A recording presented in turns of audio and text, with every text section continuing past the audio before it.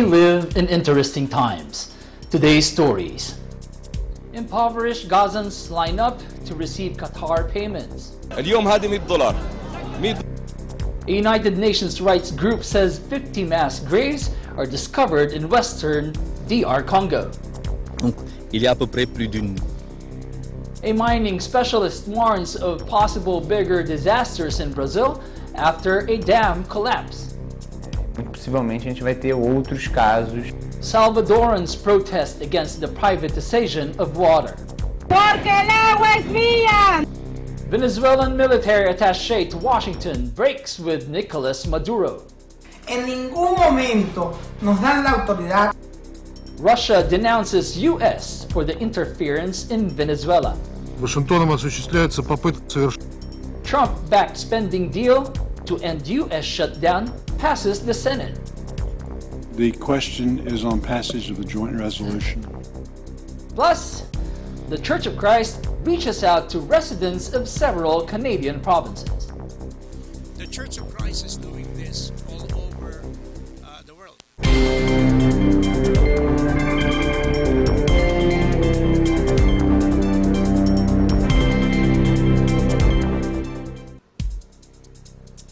Hello everyone, I'm Ace Ramirez, bringing you stories from around the globe, and this is Eagle News, Washington, D.C.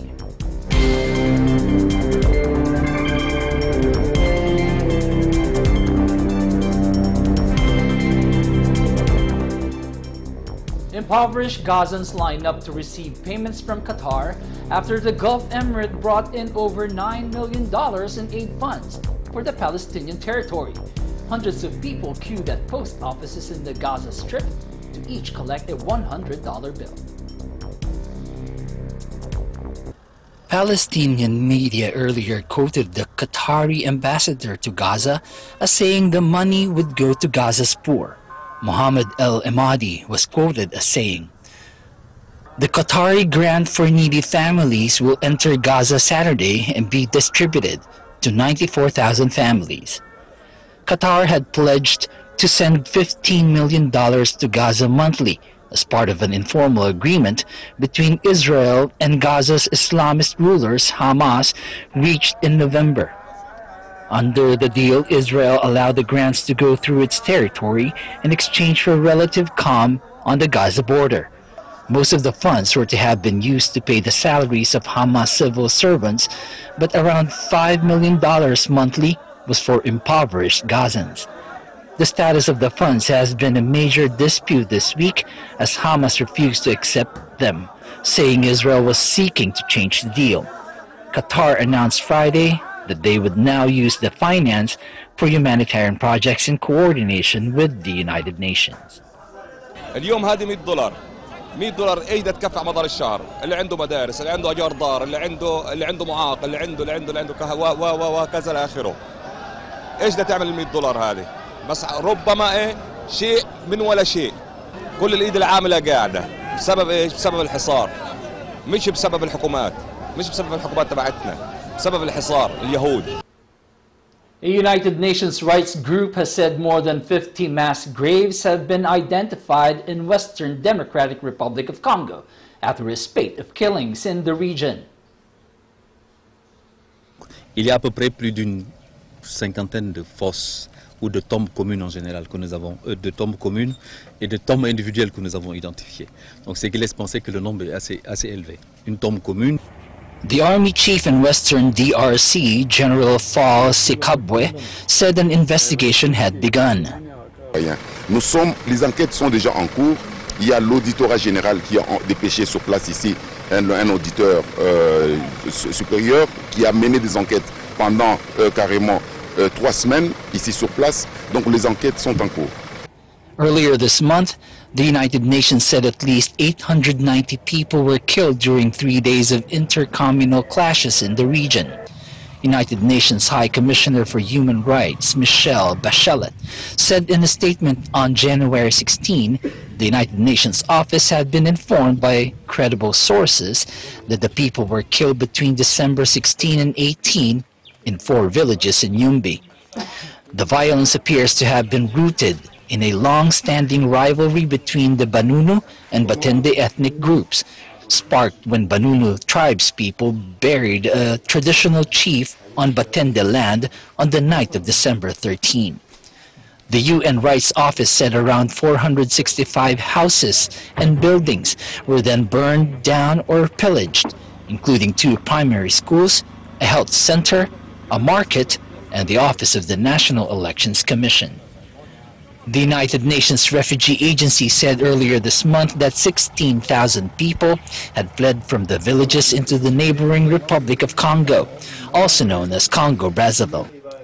In 2009, ethnic clashes in the region forced 130,000 people to seek shelter in the Republic of Congo, which now hosts 60,000 refugees, mainly from the DRC, the Central African Republic, and Rwanda.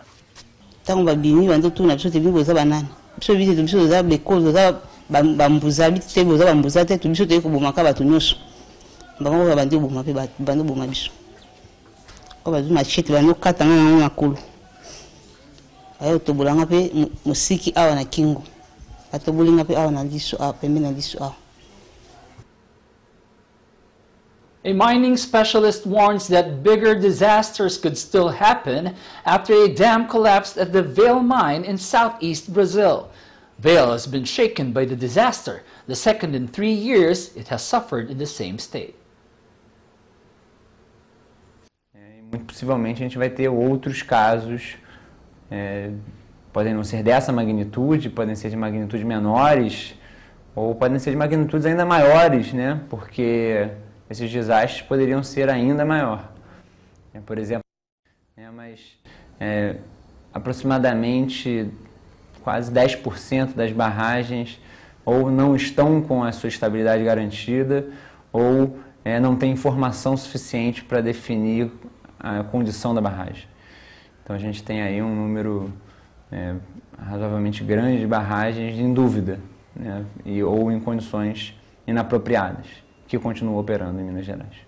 O que a gente vê como tendência é que nesse período de queda dos preços, as empresas fazem cortes, e dentre os quais cortes podem ser também cortes na área de segurança, podem ser cortes na área de cuidados, né? Então a gente tem que ficar atento nessa investigação para essa possibilidade, na qual a Vale tenha diminuído o seu controle e monitoramento sobre essas barragens, mesmo após o rompimento da barragem de Fundão. Brumadinho, a gente não sabe ainda. A gente ainda não tem a extensão da tragédia. A gente sequer tem a extensão da tragédia em Mariana. A gente está há 3 anos de tragédia, né? Ou não da tragédia, mas de tragédia. O desastre continua sendo renovado a cada dia na vida dessas pessoas. No Rio Doce. Com irregularidade. Então é um governo que não indica que atuará no sentido de maior controle à questão ambiental, de maior cuidado com o comportamento corporativo, né? Ele vai considerar que as corporações a priori funcionam de maneira responsável. E o que a gente vem vendo é o contrário. 34 people were confirmed dead and nearly 300 missing Saturday, with hopes fading of them being found alive after a dam collapsed at a mine in southeast Brazil. The disaster struck Friday at the Vale mine near the city of Belo Horizonte in Minas Gerais state, spewing millions of tons of muddy sludge across the facility and down towards farmland alongside the nearby town of Brumadinho. Dozens of helicopters were used in the rescue operation Saturday because the released mud engulfed buildings, vehicles, and roads with a deep, treacherous layer. Rescue officials announced the death toll had more than tripled through the day as more and more bodies were pulled from the mud. By the last count, nearly 300 people were missing, virtually all of them mine workers listed by Vale. Among the more than 170 survivors rescued, 23 were hospitalized with injuries. Brazilian President Jair Bolsonaro flew over the devastated zone, later tweeting that it was, and I quote, difficult to not be emotional before the scene. all was being done to care for survivors and determine the facts, to demand justice and prevent new tragedies, he added. The military said it was deploying 1,000 troops, including sniffer dogs, to the affected zone under orders from the president. The disaster was the first big emergency faced by Bolsonaro and his government since he took office in early January, and perhaps one of the biggest disasters in Brazil's history. Hundreds marched in the streets of San Salvador to ask presidential candidates for their commitment to not privatize water. Around 800 Salvadorans marched during a protest against a water privatization bill under consideration by lawmakers Saturday in San Salvador. Demonstrators called on the candidates running in the February 3 presidential election to pledge not to privatize water.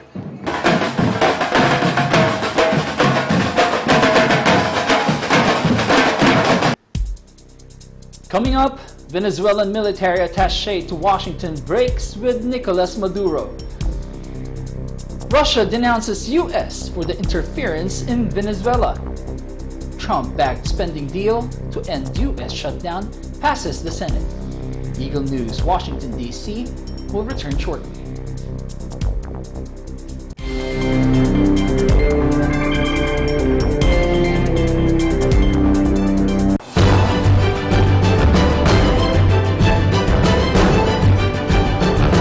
Eagle News teams are fair. Sa impeachment complaint laban kay Supreme Court Chief Justice Maria Lourdes Sereno, ang ilang maestra... Ang rekomendasyon na makasuhan ang mga sangkot kasama na ang mga opisyal ng customs. Hardworking. Papaunlad ng isang bata na magiging isang future youth leaders. Dedicated. Sa nasawi ay dito natagpuan yung bangkay. Yung kanilang paraan ng pag-aalaga ng mga may sakit na leprosy noong unang panahon. Committed to public service.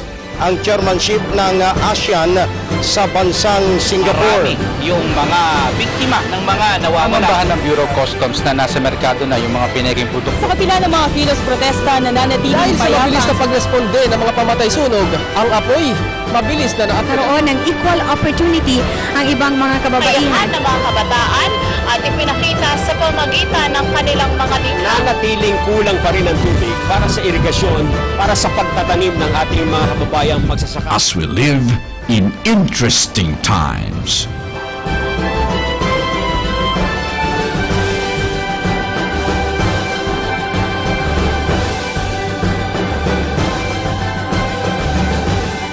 News, Linggo, alas 4 hanggang alas 5 ng hapon.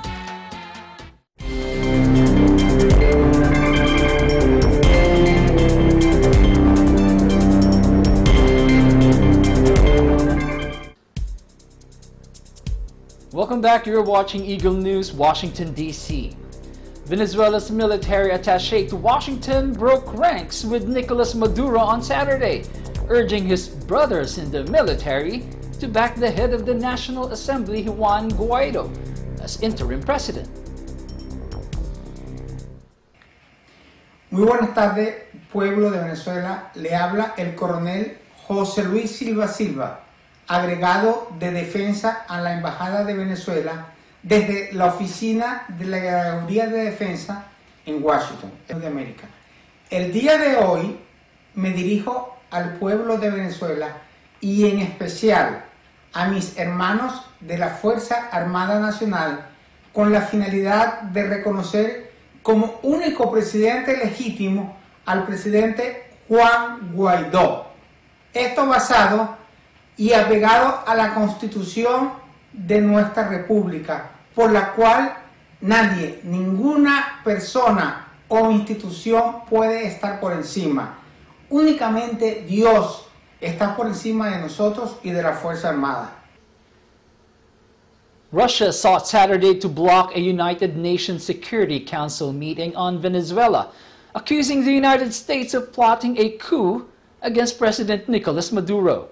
Its bid quickly failed, with 9 of the 15 Security Council members agreeing to hold a session attended by U.S. Secretary of State Mike Pompeo. По сути, у нас на глазах бесцеремонно, с нарушениями всех норм международного права, Вашингтоном осуществляется попытка совершения государственного переворота в этой стране.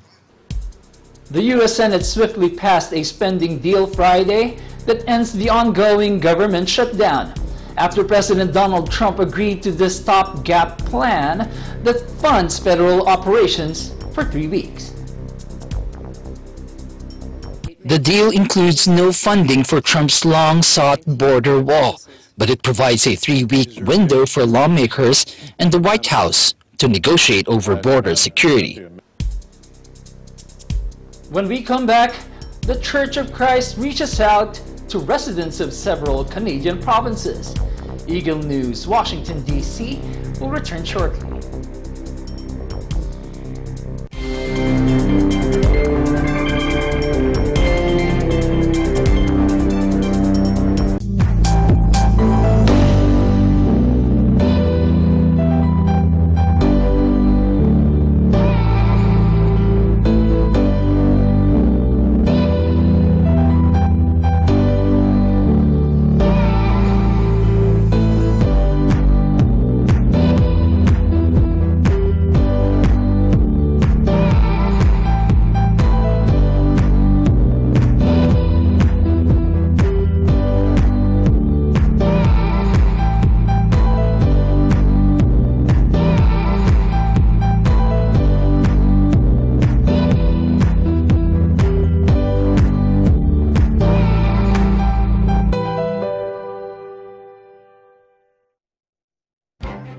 Events happen around us all the time, in our community, in our country, around the world.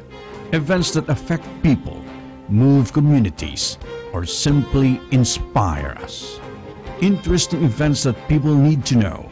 In these interesting times, we continue to be a competent partner in delivering news about these events. Fast, accurate, balanced. Eagle News, because we live in interesting times.